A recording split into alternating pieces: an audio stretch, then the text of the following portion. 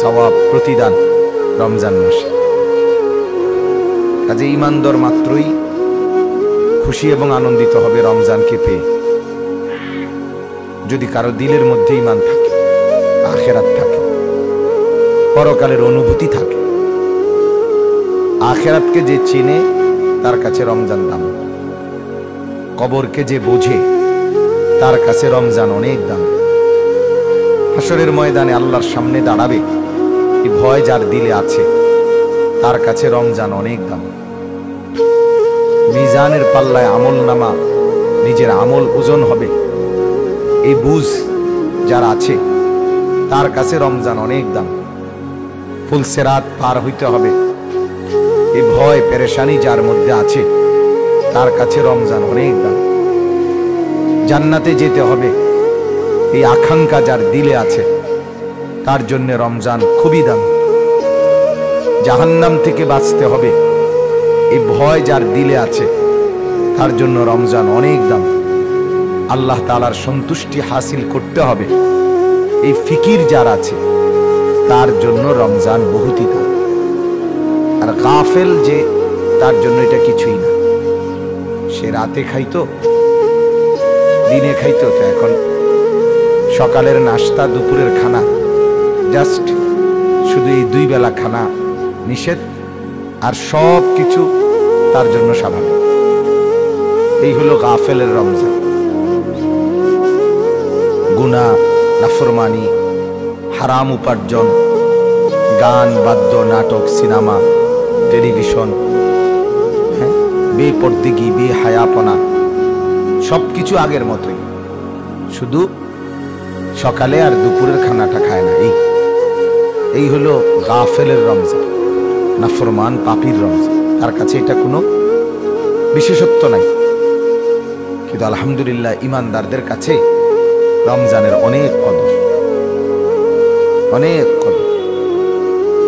মাহে রমজান ঈমানদারের কাছে অনেক অনেক প্রিয়।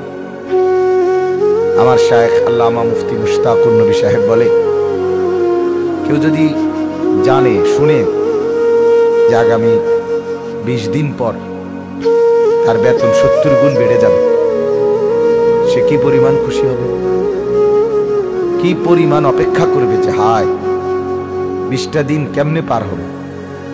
প্রতিদিন গুনবে আর কয়দিন। স্ত্রী, ছেলে মেয়েরাও অপেক্ষায় থাকবে আর 19 দিন, আর 18 দিন, আরো 17 দিন, আর 16 দিন, মানে এইভাবে গুনবে। কেন?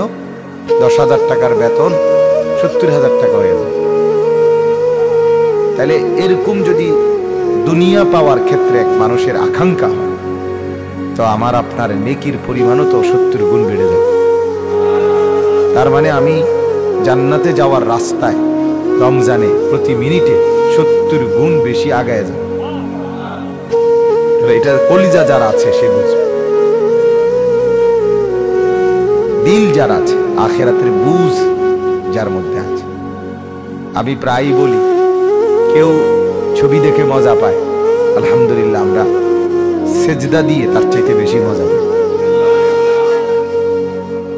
কেউ নর্তকী দেখে, মোবাইলে অশ্লীল ছবি দেখে দিন রাত এই মাতালের মতো ঘোড়া গাড়ি,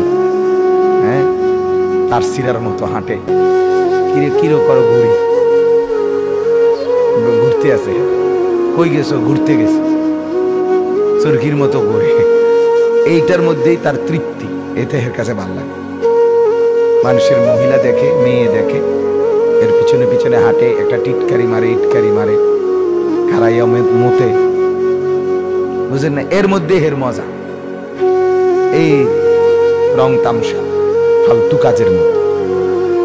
আবার হাজারো মুমিন 5 ওয়াক্ত নামাজ পড়ে আল্লাহকে ডেকে তার চাইতে কোটি গুণ বেশি মজা। আমরা যারা আলহামদুলিল্লাহ নামাজ পড়ার তৌফিক আল্লাহ দিছেন, আমরা কিন্তু নিরানন্দ না যে আমরা মজা পাচ্ছি না কিছুই। আমি কি জ্বরের রোগী, মজা পাবো না? অর্থাৎ গুনার মধ্যে তৃপ্তি মোটেই নাই, ইবাদতের মধ্যে পূর্ণ তৃপ্তি। আল্লাহ তাআলা কোরআনুল কারীমের মধ্যে বলছেন আলা বিযিক্রিল্লাহ তাতমাইন্নুল কুলুব। শুনে নাও বান্দা, আমার জিকির, আমার স্মরণ, আমার বন্দিগির মধ্যেই অন্তরের প্রশান্তি, দিল ইতমিনান হয়, গুনার মধ্যে দিল তৃপ্ত হয়।